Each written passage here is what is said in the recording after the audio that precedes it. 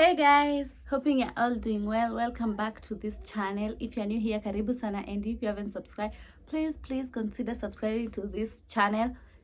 So guys, on today's video, I'm going to give you that story of how a stranger accommodated me stroke us with my friend that time. So guys, it happened like this. So when I went back home, if you watched the previous video, I told you how I had to quit my job as a house manager. So when I stopped working for those guys, I had to go back home. So after I went home, after like 3 months, I started again feeling lonely, bored in the village all alone. So I had to look for another job. So there was a friend of mine who was already in Nairobi. Not now the one who had got me a job in the previous job, you remember that house help. So I had to look for another person again.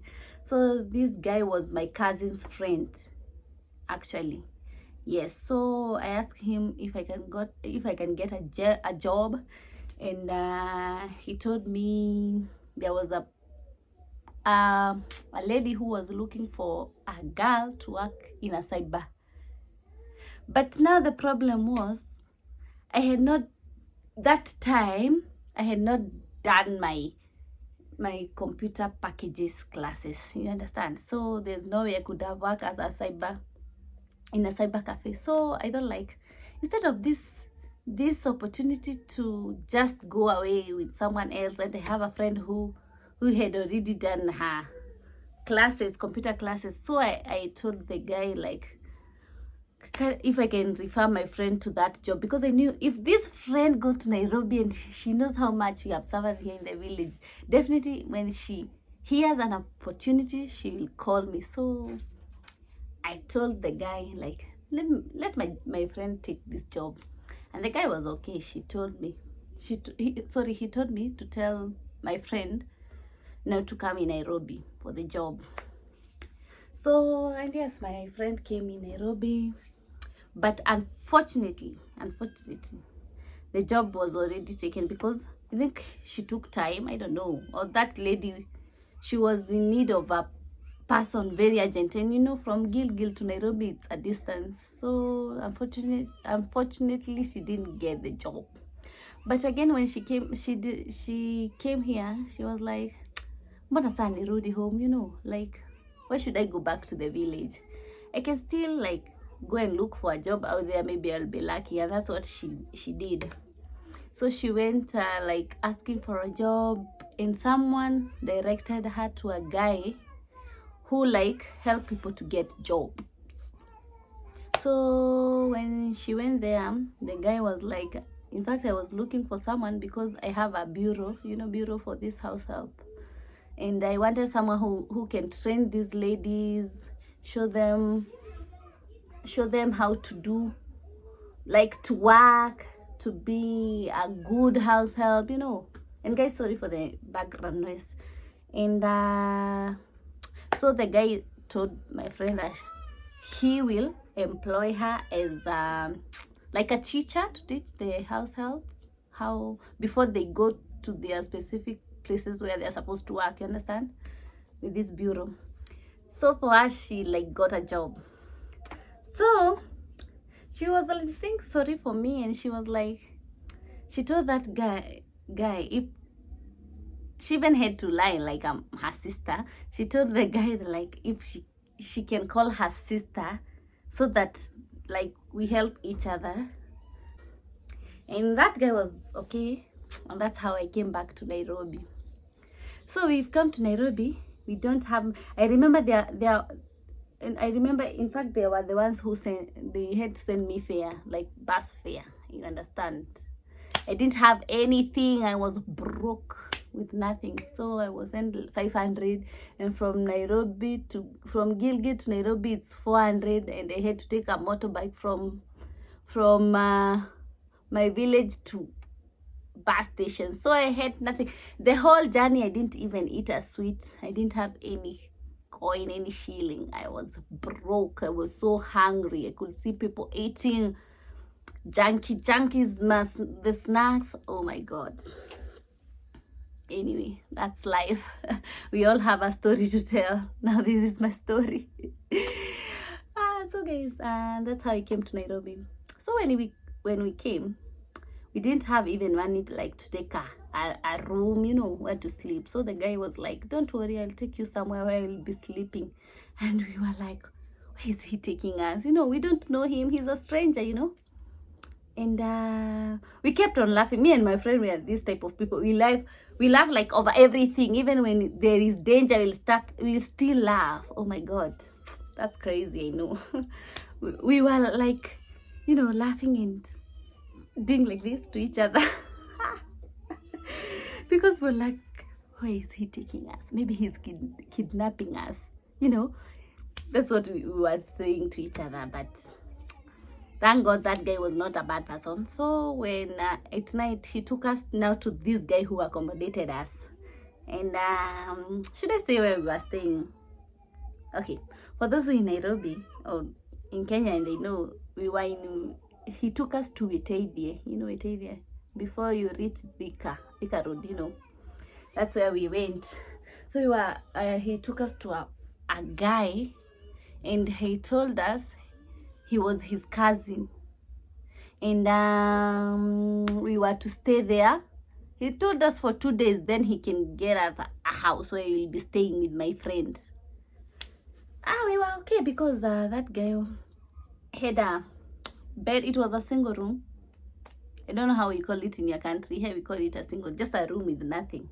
So it was just a small room with a bed, and now he had a mattress and some things. So for us, the guy wanted us to sleep on the bed, but we were no, let us sleep on the mattress. So that's where we slept. And that guy was so good. He welcomed us so good. He cooked for us. Like, hey, he treated us, honestly. He was such a good guy. So this is the first day.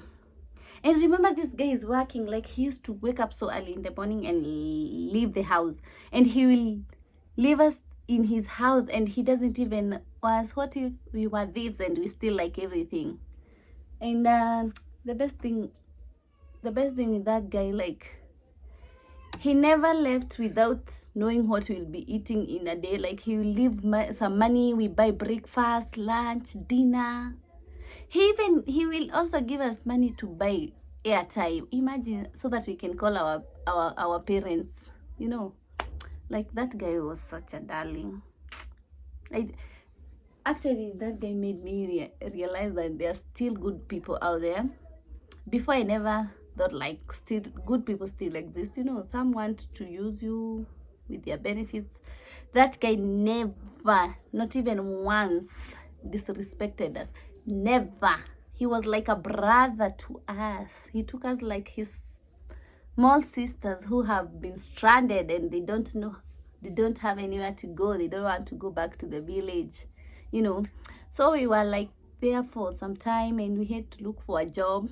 So the funny part, I don't know, it's the funny part of it. So you see, for me now, I had to go to get a job, and that guy told me there's a lady also who wants a person who sell, like a girl who will be selling eggs, boiled eggs, you know, this with kachumbari. I don't know. I think if I get a photo, I'll attach it here so that you understand. And he told me, I'll buy you.